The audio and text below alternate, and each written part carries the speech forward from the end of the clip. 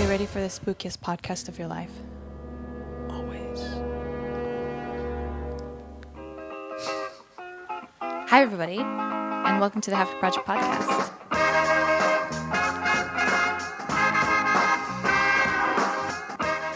My name is Becky, and sitting next to me is a man who has been haunting this podcast couch for a whole season now, Cedric Skycity. I'm actually not alive. I never have been. And you're listening to the Happy Project podcast. We thought we would do ourselves a little special Halloween special. Oh, it's very special sounding. Yeah. Yeah, Halloween. Halloween. My favorite time of the year. No, it's not. No, it's definitely not. But it is an farthest. interesting time of the year.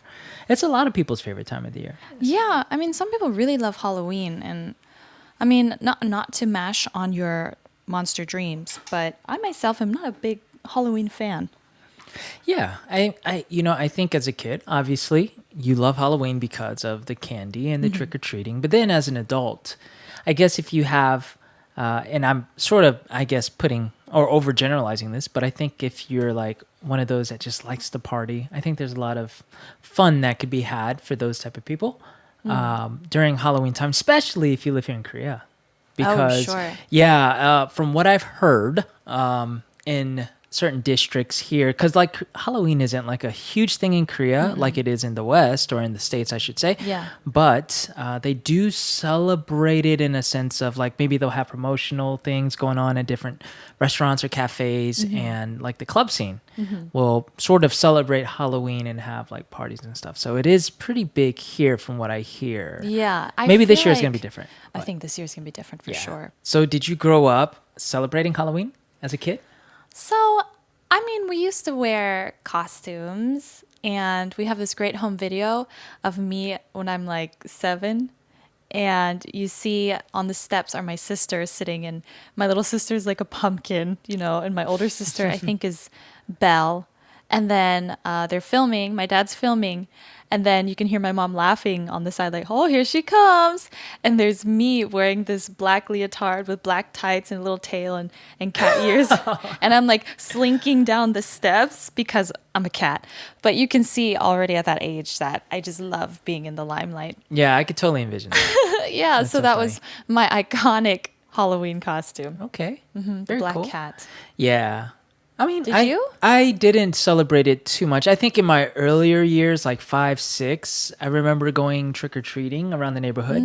And then I went through a period, I think my adolescent years, where we would do like the church equivalent of Halloween. Sure. Yeah, so What- we would what do would they like call those, like Hollyween or Holy Night, things like that. Yeah, very creative.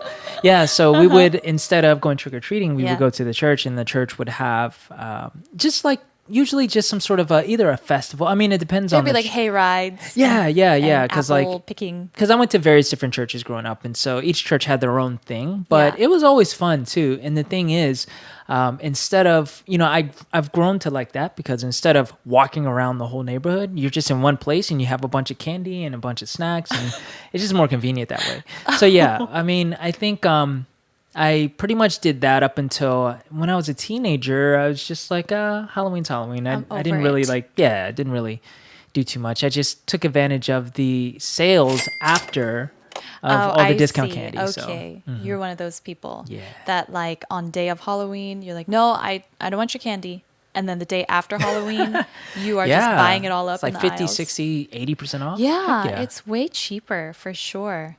Oh, okay. So you take advantage of Halloween. Always. I see. I That's will do what that it this is. year in any way that I can. and that's a promise.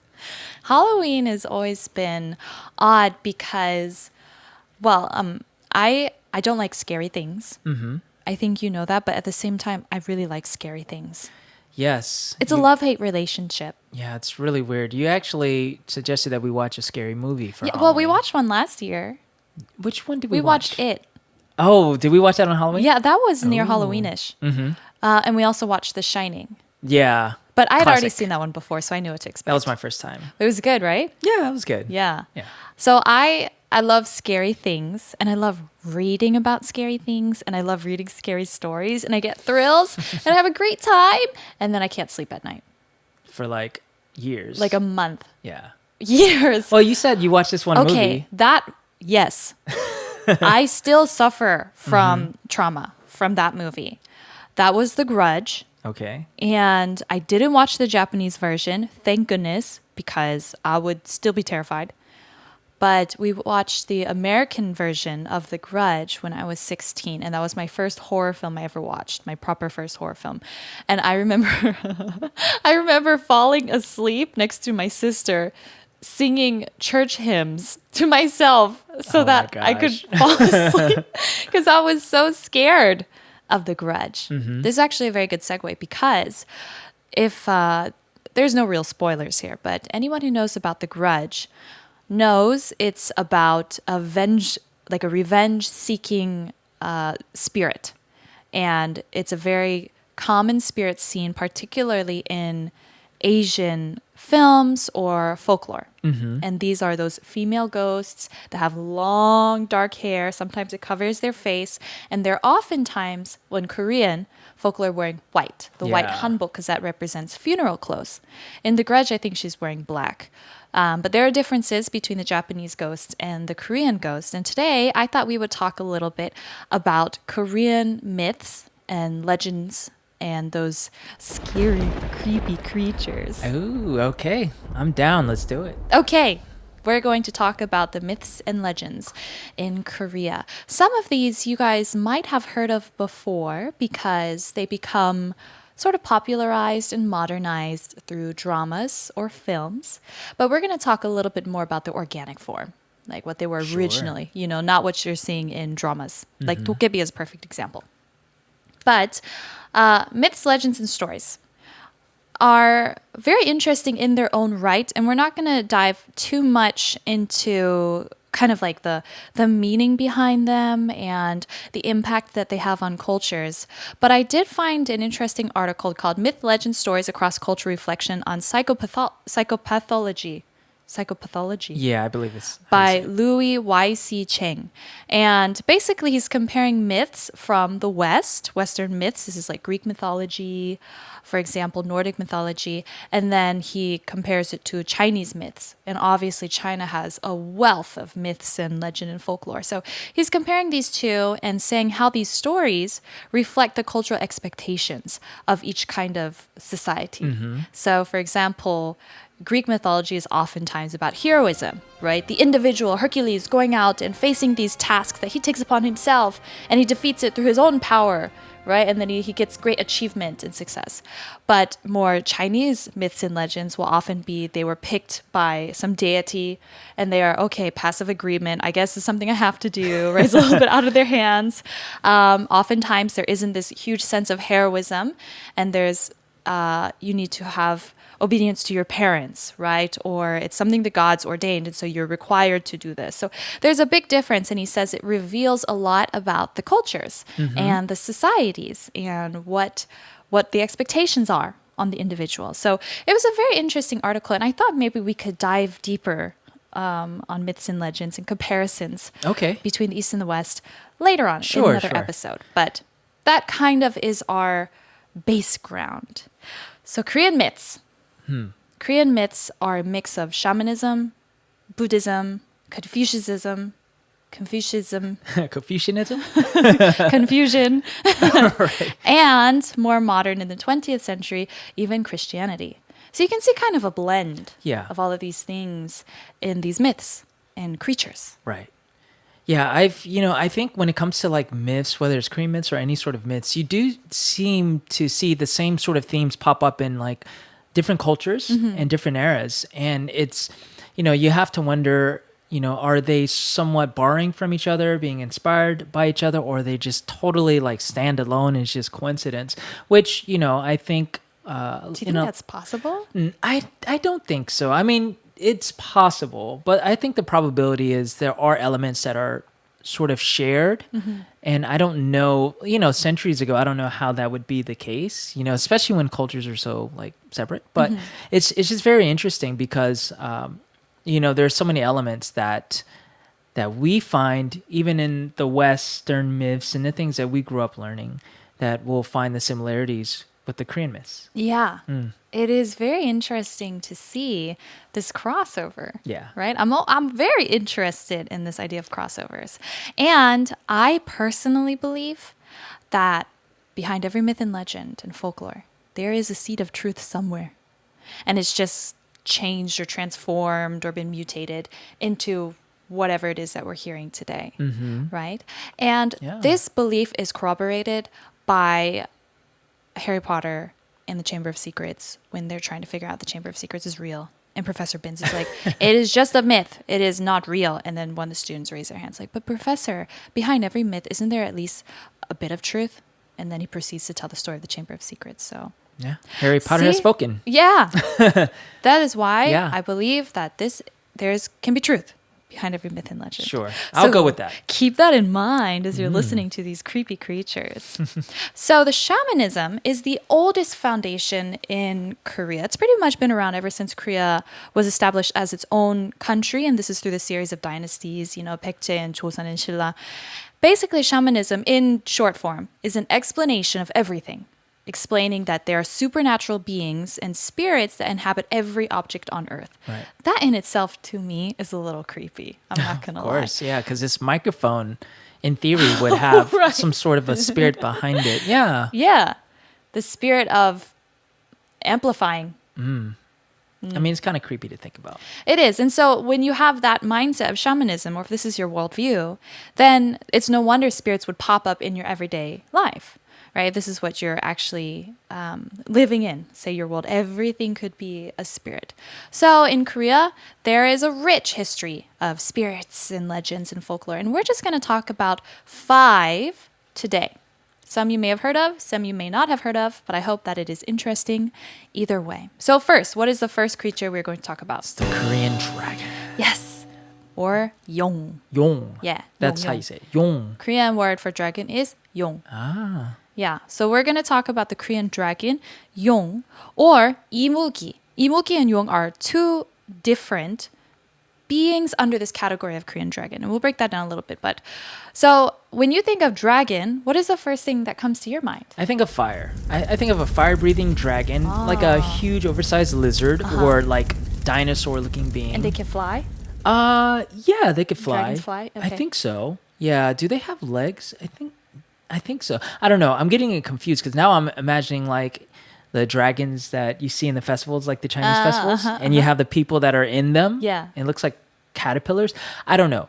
So basically, I just think they're huge, like scary looking beings that breathe out fire. Oh, okay. How about that? Let's go with that. Fire. Yeah. I don't think you're too far off, but you are describing, if you're talking about the fire-breathing dragon with the legs and the scales like an oversized dinosaur that can fly, that is very Western. The Western Okay. dragon and the Korean dragon or the Chinese dragon, which they are somewhat similar, those types of dragons are quite different. And there's a lot of speculation about dragons, especially on if dragons existed, St. George and the dragon, if we're talking about the biblical beast. Was that a dragon? Did dragons exist at all? Were they just dinosaurs? Did dinosaurs breathe fire? So there's all these questions, and we can talk about that later. But the Korean dragon, in Korea, they are not supposedly evil serpents like they are represented in the West. They're more auspicious. They're like magical creatures with super strength, great power, and vitality. And it can be considered good luck Okay. if you see one of these dragons. So it's not a negative thing, per se. Not necessarily. Yeah, a lot of these storytellers who talk about dragons would place emphasis mostly on their spiritual power or sometimes their wisdom, right? Sometimes you'll have those kind of stories. And they look a little bit different too. They don't look like giant flying fire-breathing dinosaurs. Okay. Sometimes they live in caves, sometimes they live in the water. And usually, if we're talking about the imogi is kind of like the lesser dragon. They're hornless. They are sea serpents. Okay. And they don't have legs, right? And they swim. Like a giant eel, basically. Yeah, kind of like that. But isn't it funny when you think about the old ancient maps? The old ancient sea maps? And they would have like sea serpents in the water. I'm not familiar. You never seen those? I don't think so. Oh, if you take a look at ancient maps, you're going to see whoever drew those maps oftentimes would draw little sea creatures in certain parts of the water. And so my thinking is, what if one of those sea creatures is Imugi, Oh. one of the sea dragons? And they saw it and they drew it on the map. Oh my goodness. Yeah, and the thing is, you can't. I mean, yeah, unless you just totally write that off and like, I don't believe in it. It could be possible It because could be it's possible. not proven, That's right? true. So And we hey, don't know what's all in the ocean's depths. that's true. What we've only discovered what 5% of the ocean? Yeah. You said, yeah. Yeah, it is very interesting. So you don't know. So the Dragon King, who is Korean myth, could be existing. He lives in a sea palace. Apparently, he's very generous and welcomes all his guests. Nice. Welcome to my sea palace. That's how the sea dragon talks. You've probably heard it before. Yeah, he speaks English too. He does. So there's a legend about Imogi. Imogi, these lesser dragon serpents. The legend says that the sun god gave the Imogi a power through as a human girl. So like the Imogi could turn into a human girl or was, I guess, reincarnated as a human girl and then would turn into Imogi on the 17th birthday. And you could tell if the human was actually one of those sea dragons or serpent dragons if she had a dragon mark on her shoulder. So next time you see someone with like a birthmark on her shoulder, you ask her, are you 17 yet? When you turn 17, what are you going to do? Are you a dragon? Are you a sea dragon? And And just freak her she'll out. probably run away. And you won't prove anything, but except for your legendary prowess, Right, I'll info keep that in you mind. know. Yeah, you keep that in mind. So it's interesting that you have the Imogi, the lesser dragon, and then you have Yong, which is the real dragon, the full-fledged dragon. And there are many legends about how Imogi want to become Yong, either by catching a falling star that grants you wishes, or just have to wait thousands of years, or there's all kinds of ways to become a Yong, but that's kind of the peak. I want to be a real dragon. It's like the dragon form of Pinocchio. Oh, I want nice, to be yeah. a real dragon. Something to look forward to. Yeah, something to look forward to. But overall, Imogi or Yong tend to be more benevolent and tend to be good luck.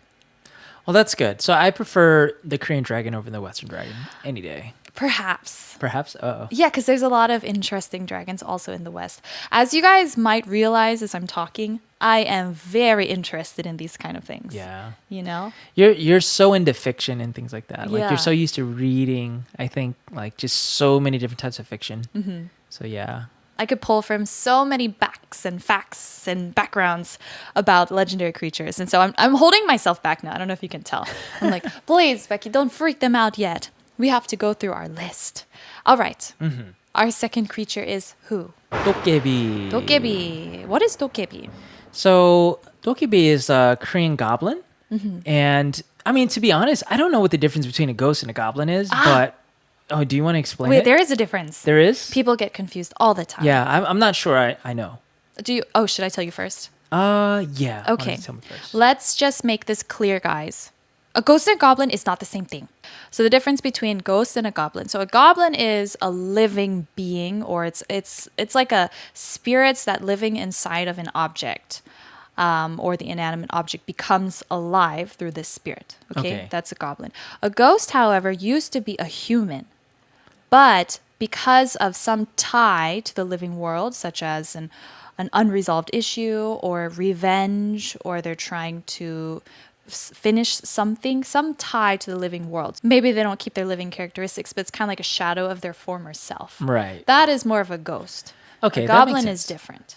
Does So that make sense? yeah, I guess I would imagine. I've always imagined a goblin maybe being something like in Ghostbusters, like the Slimer ghost, something like that. I would okay. imagine that being a goblin versus a ghost.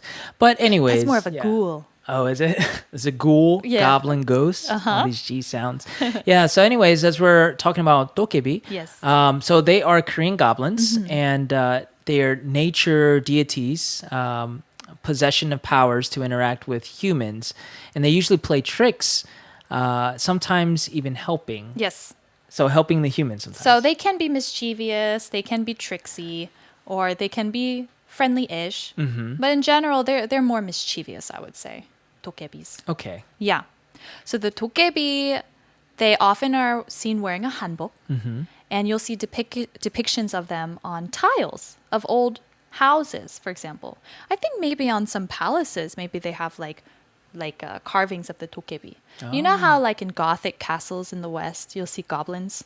I mean, not goblins. What are those called? It is goblins, I guess. Gargoyles. Gargoyles, yeah. Yeah. I know what a gargoyle is. Right. So they'll have gargoyles. Yeah. In Korea, you'll have more of dokebi. Okay. than gargoyles. Oh, I see. I Do you see. yeah, so there's kind of this. They're Sure. fearsome. They're mostly awe-inspiring. Sometimes they're harmless. Sometimes they're mischievous.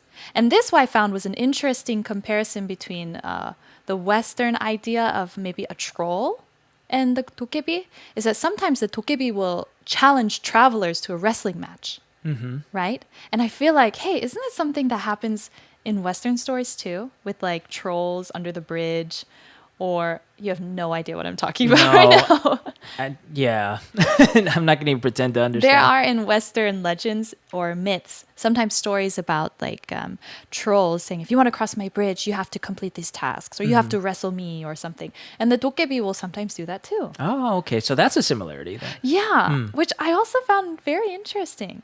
Man, if all of these things were real, the ancient world must have been a terrifying place if you had all those in reality. Right. I mean, they might be real. Yeah. So you don't know. So, do you want to talk about Jeju Island and their connection with Dokebi? Sure. So Jeju Island has what's known as Duringut, which is a shamanistic ceremony used to heal mental illness. Yeah. Disease thought to be a malevolent spirit. Yeah. Is that how you say it? Right. Malevolent? So people Yeah. used to think diseases were the cause of an evil spirit or a Right. Dokebi.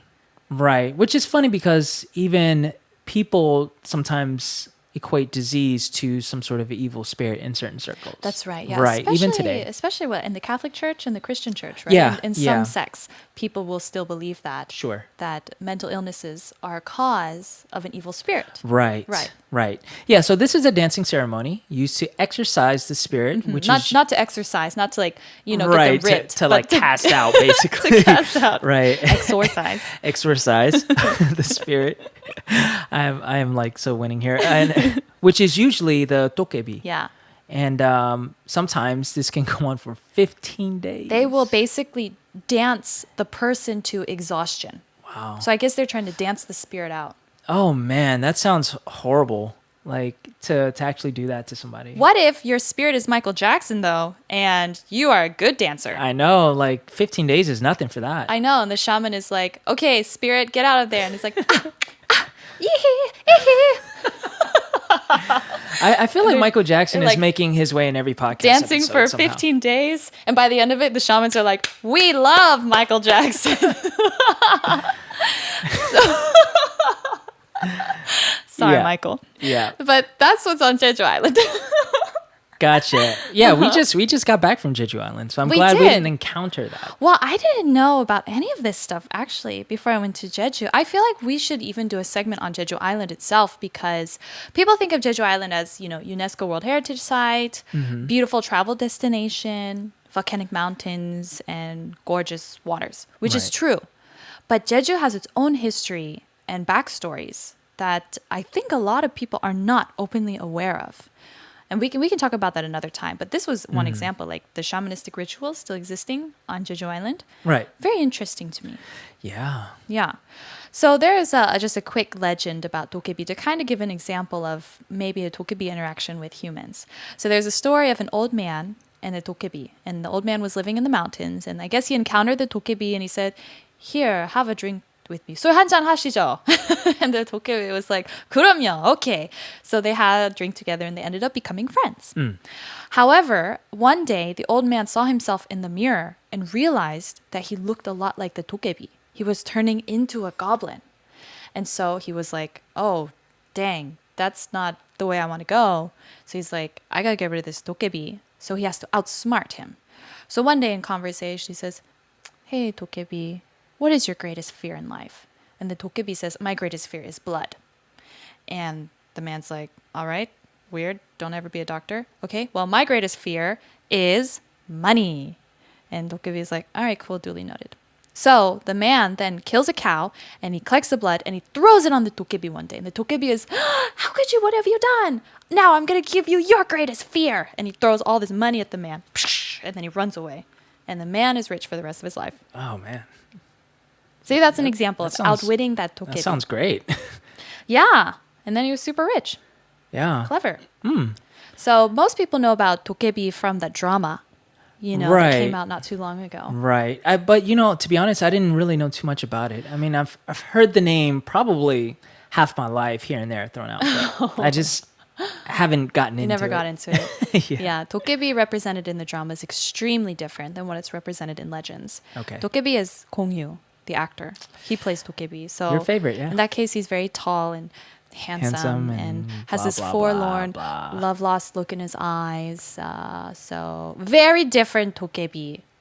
But you know, if Dokibi looked like Kongyu, he could come haunt me if he wanted to. Okay, and the next one. This one is fun. Okay, yeah. Now this one I'm more familiar with. Okay. I think most, I guess, Koreans or like even Korean gyopos or Yeah. overseas Koreans We'll or have Korean Americans mentioned would, this yeah, at some point or another. Yeah. So this is the Kishin. Kishin. Yeah. So this is the, I guess, in the purest form, a ghost. Yes. Right. So The this Korean is like ghost. a human who died Yeah, and is a ghost. that's right. So the Kishin is, again, it's a human that is dead and has become a ghost, and they're still in the world because of something. Like there's a grudge or like some sort of unfinished business. Right. And I guess the Korean word for like grudge or the concept of it is wonhan. Wonhan. Remember we talked about han? Yeah. So it has a similar connotation. Wonhan. It's like this Sure. unfinished something 보글보글 inside me. Yeah. So the I guess the look of the Kishin Yeah. is something that is familiar because it appears in dramas Mm-hmm. and I guess it'll pop up on Korean entertainment here and there. Mm-hmm. But usually it's a long black hair, this ghost, and it usually covers the face. And they're wearing a white dress. Mm-hmm. And most of the time, I've never seen a male form of There's a not Kishin. many. There's Yeah. sometimes called 종각 귀신, which means like bachelor 귀신. So desirable. Right. But more rare. They're usually female. Right. I've only seen like female Kishins. Yeah. And so and they just kind of like float around. They're just mad creepy. They're Well, I guess all so ghosts are creepy. scary. Not all ghosts. Well, yeah. I mean, the fact that their hair is covered and they just Yeah. kind of move slowly, like Yeah. it's so creepy. But apparently they are known to just live in abandoned buildings or forests or even schools. That's why you see in a lot of Korean films, like high schools especially, are so creepy. And there's 귀신s. So that's many stories or horror films about the 귀신 who live in schools. Okay, which that is makes sense. Scary. So scary. I find Korean ghosts scarier than American ghosts. Because I feel like American ghosts, sometimes you can have friendly ones like Casper. And sometimes you're like, oh, you guys are just slapstick comedians. Well, I mean, I think Casper is the only friendly ghost. Oh, is I that why know he's of. called the friendly ghost, Right. not a friendly ghost? Exactly. So I don't think that's the norm, but yeah. Okay. Yeah. Either way, I mean, they both freak me out. The Western ghost or the Korean ghost, Korean ghosts, 귀신 especially scare me. They have, like the long hair, the white dress. We talked about this before. If you want a good example of like 귀신, honestly, you can look it up. There's lots of 귀shins that you'll see. But I feel like the scariest one I ever saw, again, was in the Japanese film The Grudge. That's not the Yeah. same, but there's some similarities with that dark hair. So Sure. if you really want to get scared, go watch that movie, but don't blame me if you can't sleep for 3 years. Right. So there's many types of 귀신, apparently. 귀신 is just overall like ghost. There's the 처녀 귀신. And this is a great representation of what the Confucian society was expecting of women at that time. Sure. 처녀 귀신 means virgin female ghost. So it's like a virgin girl who died before she could carry out her duties of getting married and having a child. So basically parents would use this to scare their daughters into getting married. That's so messed up. Isn't that horrible? Oh my gosh. Yeah. Yeah. So apparently, 귀신, 처녀 귀신 like to haunt their former villages. Like, you never accepted me because I didn't have a boyfriend. And they just float around saying things like that. Or they like to hang around things that look rather phallic in appearance. So, like, in Korea, there are some parks or locations that have phallic looking statues.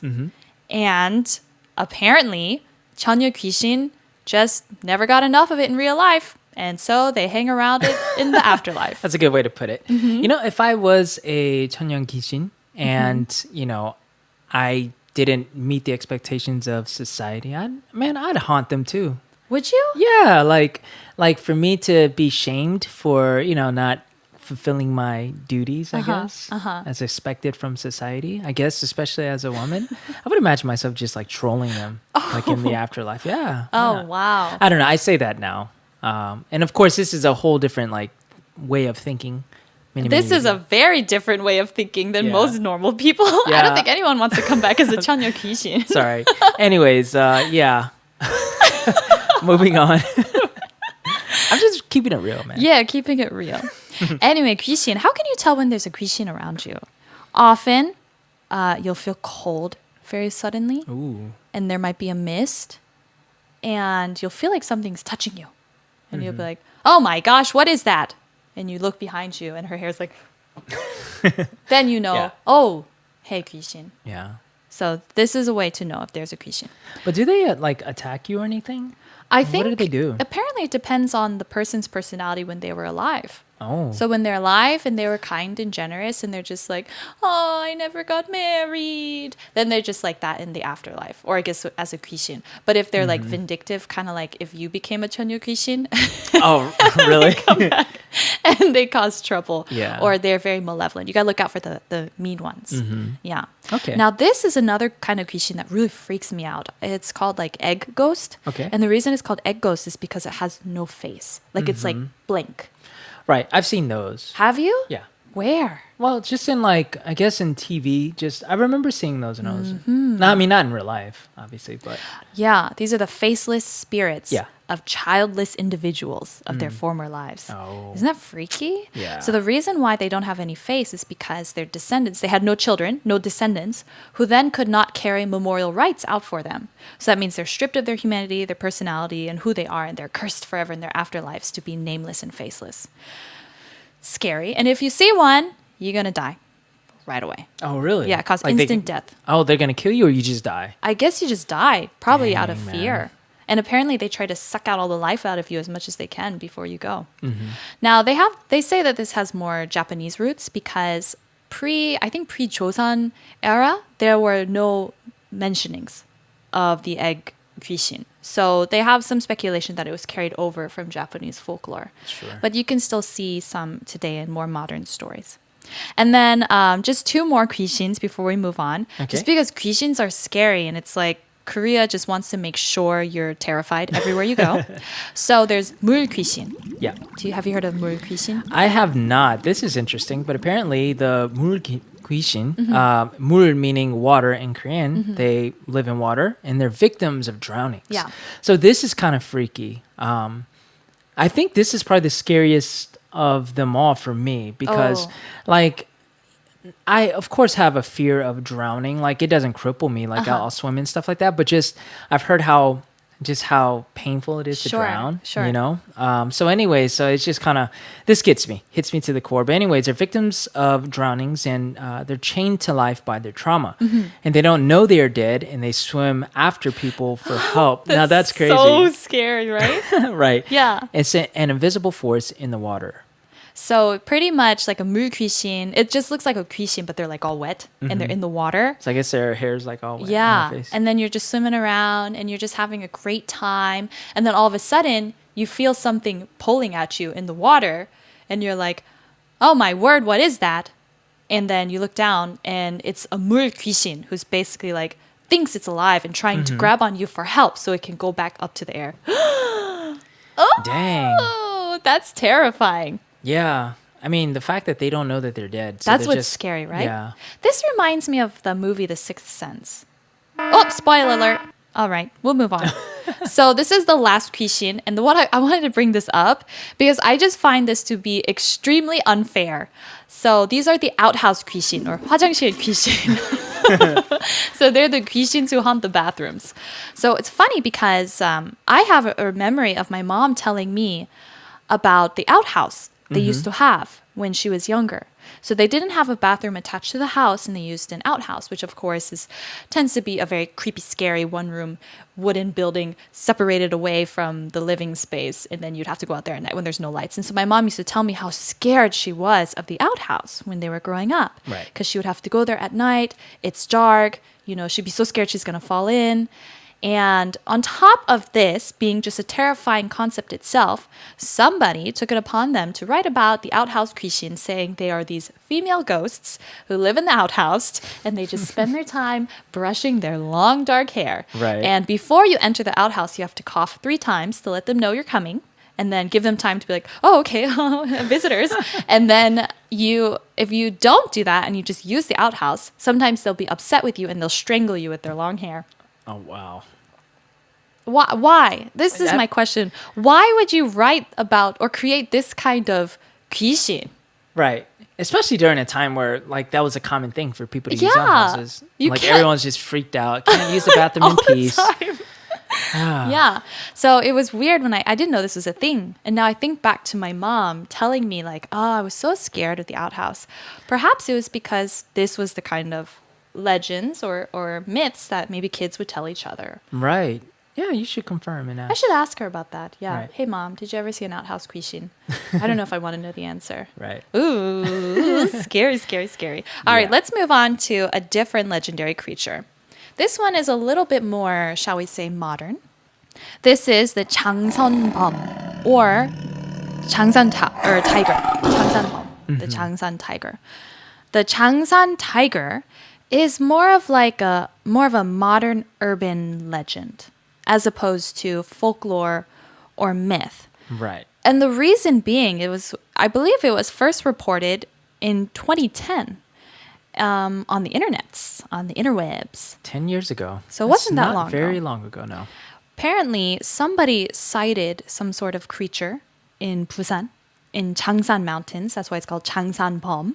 In the Changsan Mountains, they reported a sighting of some kind of animal or creature. It was 4-legged, larger than a man, covered in white fur, sometimes described as having stripes.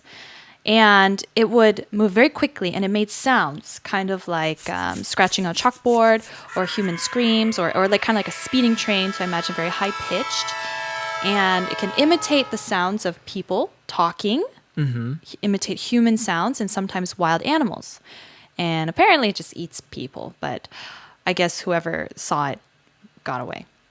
Right. So like- they would put it on this was like on the internet. And after one sighting, other people started saying like, hey, I saw it too. And the sightings would corroborate with each other. Like, oh, this happened. Oh, I recognize. Oh my gosh, me too. That happened as well. And it kind of grew. And then people were like trying to go out and trying to find it. I don't know exactly how that got stopped. But according to some of these urban legends or what people were writing or saying to each other is that, a lot of people had seen it before. Wow. And this is literally modern day. And I don't know, like the thing is, if people have seen it and this is 2010, like people were still able to record it on their phones. Well, maybe it's moving too fast or you're too scared. Yeah, I guess so. I mean, that's a possibility, but I mean, come on. Like if all of these people can Yeah. corroborate each other's stories, like one person's got to have like some sort of picture or something. Maybe. Yeah. I don't know. Or video. I think video is even better. But we don't know if you can trust that. Like with Loch Ness. Who's to say? Right. But this is how you know the Changsan bomb is coming your way. They apparently appear at night when the breeze is damp and cool, and the insects become silent, and the sky is cloudy. Then you think there's a possibility you will see a Changsan bomb. But look out! He's very violent and aggressive, and probably will eat you. Oh. That was just my... Is that what you do when you see it? Yeah. Ooh. So 장산범. And they hate the color red, so just wear a whole red outfit, Okay. which looks good. You look good in red, so you Oh, won't have any thanks. trouble with that. I never wear red, but yeah, I need to restock my wardrobe there. You do, yeah. Beware the 장산범. And they don't like loud noises or the smell of burning. Okay. So some questions people have about the 장산범 were these from the memories of people who got lost in the woods? Maybe they just got confused, or they saw something, or they were just lost for so long. Was it that?